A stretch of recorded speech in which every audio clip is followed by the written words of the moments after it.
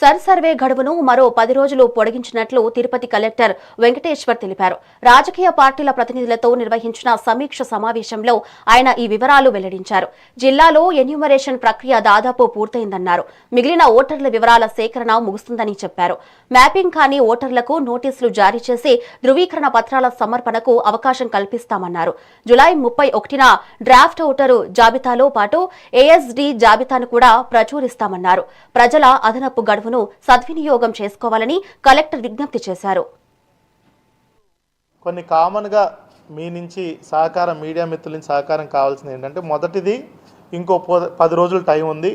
నిన్ననే మనకి ప్రతి ఒక్క బూత్ లెవెల్ ఆఫీసర్ బిఎల్ఏలతో అందరితో ఎంతమంది బిఎల్ఏలు ఉంటే రాజకీయ పార్టీల నుంచి అంతమంది బిఎల్ఏలతో మీటింగ్లు పెట్టారు.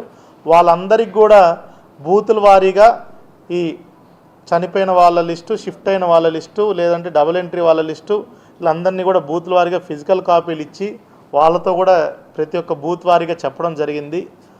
వాళ్ళలో ఏదైనా డౌట్స్ ఉంటే వాళ్ళు కూడా తిరిగి నెక్స్ట్ 10 డేస్లో అన్న చెప్పొచ్చు, లేదంటే ఆగస్ట్ ఎండింగ్ వరకు కూడా టైం ఉంది. అదేవిధంగా నెక్స్ట్ మనం చేసేది ఏంటంటే, ఇందాక చెప్పినట్టు అన్మ్యాప్డ్ కేటగిరీలో ఏవే డాక్యుమెంట్స్ ఇవ్వాలో కూడా చెప్పాము.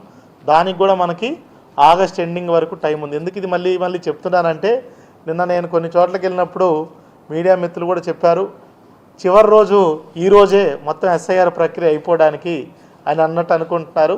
చివరి రోజు ఈ రోజు కాదు, మనకి ఇది మొదటి విడత మాత్రం, మొదటి ఫేజ్ మాత్రమే. తర్వాత క్లెయిమ్స్ అండ్ అబ్జెక్షన్స్ ఫైల్ చేసే ఫేజ్ నెక్స్ట్ మంత్ అంతా ఉంది. ఓకే, సో ఆ తర్వాత దాన్ని ప్రాసెస్ చేయడానికి సెప్టెంబర్ నెల అంతా ఉంది. ఆ తర్వాత అక్టోబర్ 3వ తారీఖునే మనము final publication of electoral roll చేస్తున్నాము.